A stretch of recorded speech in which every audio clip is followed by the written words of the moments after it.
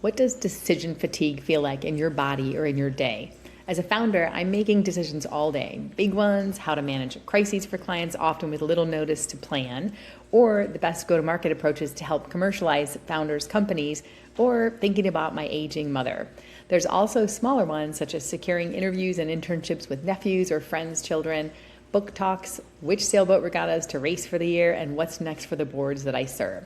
These examples show that we face constant context switching, and after a certain point, it's not about how much time we have to think, play out consequences, and make every decision. It comes down to how clear our thinking shows up to handle any and all decisions that need to be made. I manage various paths to clarity in 3 ways: constant gathering of facts, triaging and reprioritizing the timing of decisions, and staying organized to try and take one solid step at a time toward that bigger picture, many bigger pictures. All of these twists and turns help make necessary decisions. So there's been a lot written lately about burnout in women founders, but I don't think we talk enough about decision fatigue in general, which leads to burnout. It quietly affects the quality of our work, our bodies, no matter their age, and our mental state. One time, well, many times, I was under high stress. I added a Florida office, was living in 3 cities, listed my Greystone in Chicago for sale after 20 years, was training and competing in a new sport for me by doing my first North American women's sailboat regatta, managing the day-to-day of life and my business, and meeting the man that would become my fiance, who lived in yet another city, Nashville.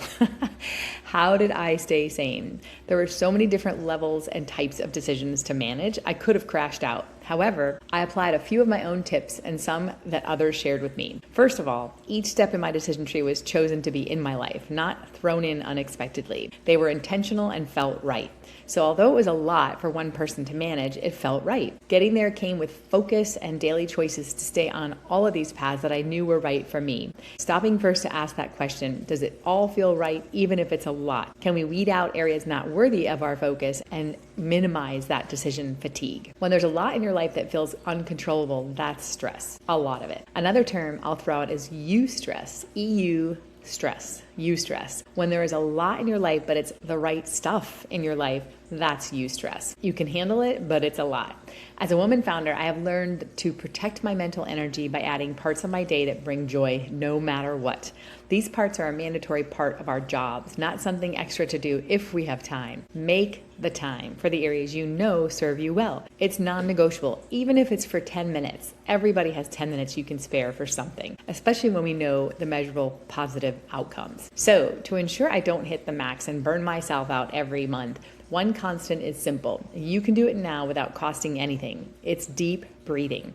Intentional long breaths, up to 4, maybe 8, eventually 12 seconds. Sounds like a lot, but hold it and release it for longer.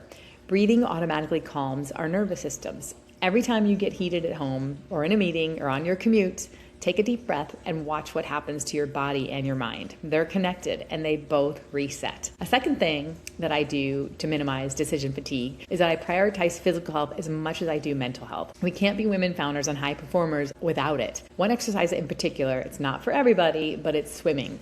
Being immersed in water does a lot for our minds and feels so cleansing. In fact, Fast Company last September wrote about the neuroscience of swimming, and studies show that it provides unique brain benefits from busting stress to improving our memories. We need that. I need that. How? I'm not an MD or a scientist, but I work with a lot of them. My theory is that because we can't breathe underwater, it forces a consistent breathing cadence, which is good for the brain. And of course, up to 30 minutes of real thinking time away from technology and distractions, one kick or one stroke after another. Eventually, you get good and can add the deep controlled breathing I mentioned earlier. Go 3, 5 strokes without coming up for air. Even if you don't swim, I know it can wreak havoc on your skin and your hair, but there are products and habits to lessen those effects.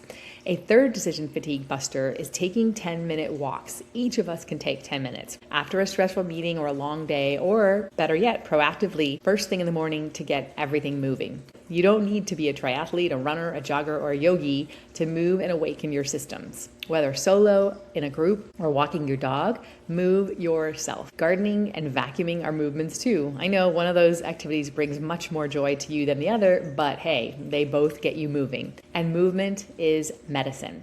Remember that. Let me say it again. It's so important. Movement is medicine. Along your decision-making paths, there's a few more activities worth mentioning that literally relax your mind. Reading a good fiction book drifts you into a space that you don't have to create or make any decisions about except for which book and how many chapters to read at a time. Another favorite is cooking. Planning a meal, following a recipe, and leaving no room for other stimuli to distract you. When we cook, we get to be artist, scientist, or both. Cooking is chemistry, and you can follow a recipe or you can wing it. Most of the time, there's a great reward at the end, and that's a meal to share. And food is medicine too.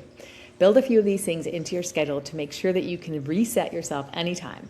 As my functional medicine MD says, contemplate to integrate and let your nervous system catch up or its information overload. I'm trying really hard to right-size the efforts I put into my life. If you're building something, especially as a woman, you don't need more hours in the day or time off. You need moments like these where your brain isn't choosing anything, just consistent habit-forming moments. Be intentional about them, even set a timer or a calendar invite for the ones you determine work best for you and commit to them weekly or daily. Learn more about growing into your goals and embracing life and work. 2 chapters in my book, Seek Your Unique, available on Amazon. If you learned something from this video, thanks for liking it, sharing it, and subscribing to my channel.